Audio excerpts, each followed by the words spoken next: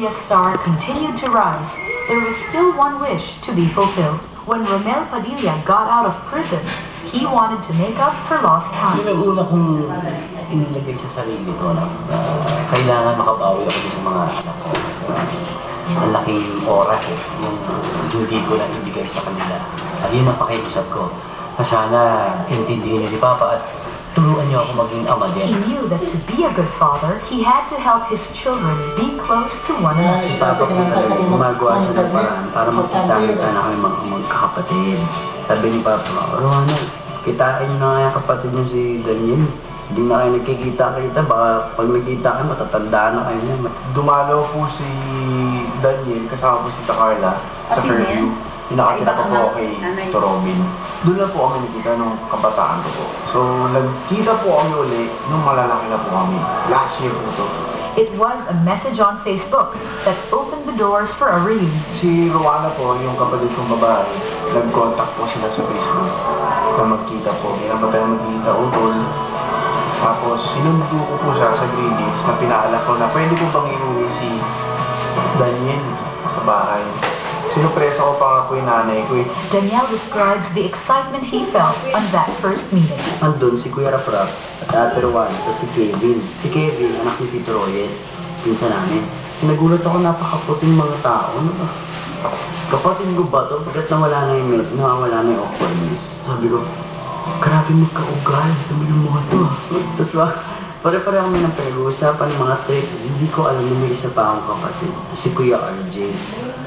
Oh my gosh, another mission. Ay na naman, awkwardness na naman. Di pagdating ko dun, no, pagkabukas, bro, may surprise kami sa'yo, sabi ko RJ. Tapos nandun lang ako sa pinag hinintay.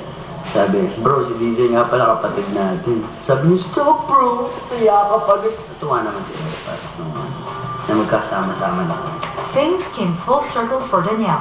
Though he didn't admit it at first, he was searching for himself, just like any other teen.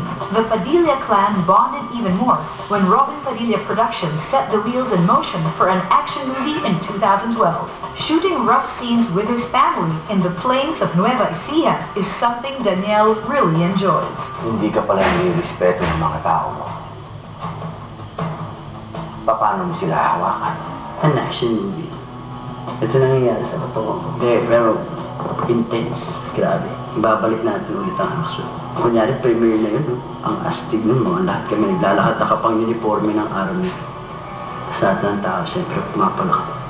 Po, yung isang araw po, nag-action po kami, bakbakan.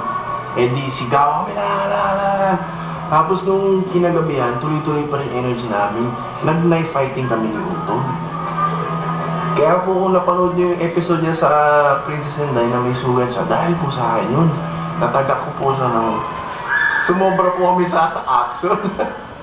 Ayun po. Fortune keeps smiling on Daniel. He successfully launched his debut album, but he wishes to get gigs and land an album for his band. Gusto ko din, pero gusto ko ipasok sa showbiz, pero ayoko maging mukhang frontman. Gusto ko, pag nagbanda na kami sa showbiz, kapatid ko nasa front dahil siya ang senior. Daniel is everywhere, firmly entrenched in the world of celebrity. Hi guys, you're watching Pop Mix to Sunny B. The industry has weighed in on Daniel Padilla. Is he so famous because he's a Padilla? Or is it because he's really cool? Ang nakakatawa doon, di ko nga nararamdaman na sikat ako. At alam niyo, pag sinasabi ng mga tao, superstar ka na, pag iniisip ko superstar. Hindi ko lang in-expect kasi yung bilis nung pagdagsa ng fans. I think it's because of the social network na rin. Malaking bagay yung pagiging artista, both parents. Dahil ang swerte nga niya, ang dami niyang nakukuhang tips. Hindi kasi ako naniniwalang namamana ang pag-arte. Yung pangalan ipinamana na nasa showbiz, Padilla, no? Pero yung talento niya, kanya yon. And now, Daniel has made more friends in the industry as well. As a friend, masasabi ko na he's generous. Yeah, sometimes makulit siya, pero maganda yung pagkakulit niya. He's really fun to be with. Yun, I think yung pinaka-strength niya, yung masaya siyang kasama. Wala, barkada kami yan, yung kuya niya naging best friend ko dati sa elementary, so medyo good vibes din kami. But there are things that keep him grounded. kaibigan, family. Kaya lang naman may lumalaki yung mga ulo nila dahil sa mga nakakasama din nila. Dahil ang pinag-uusapan nyo, puro, oo, pare, yung ano ni, grabe yung mga sigawan. Doon nagkakaano eh, sisimula yung paglaki ng ulo. Eh pag mga kasama mo, pinag-uusapan nyo pa rin, doon yung tumambay kami ng ano, hindi mo na isip trabaho mo eh.